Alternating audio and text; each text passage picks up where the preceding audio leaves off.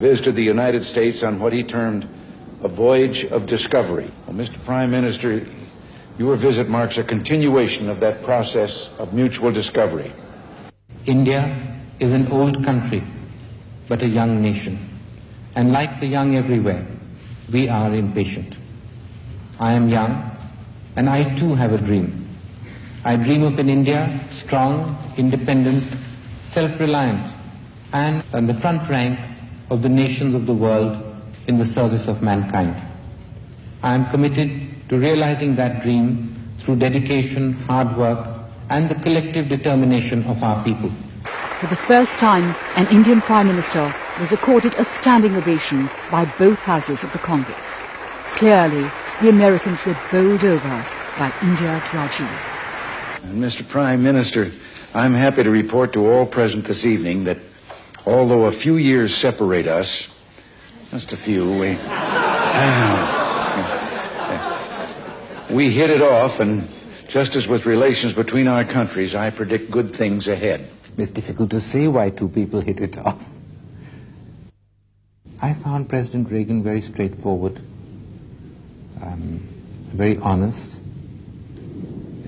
He was interested in a few things, and he was really interested in those, and he wanted to get them done.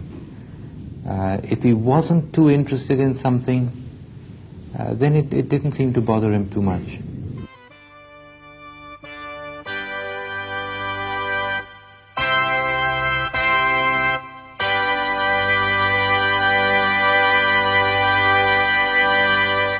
I, George Herbert Walker Bush, do solemnly swear.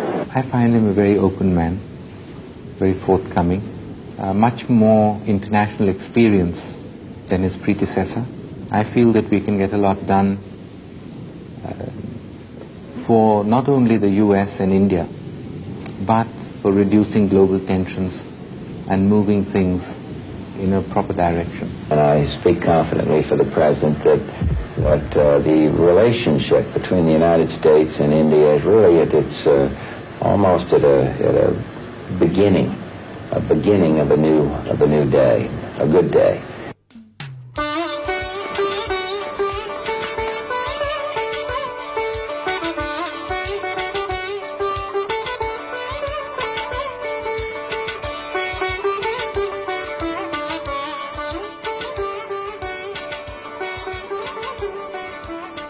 Back home in India, Rajiv was facing the very same problems of Gorbachev in the USSR and Deng in China, of bringing about change.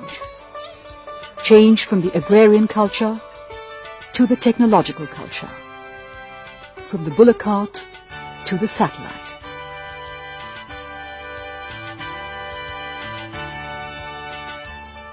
We've tried to use technology to change the daily lives of our people. Why was it that we could launch a satellite and make rockets, but we couldn't give drinking water? And we found that it wasn't a lack of technology, it was a lack of being able to apply the technology at the right point. The system wasn't working.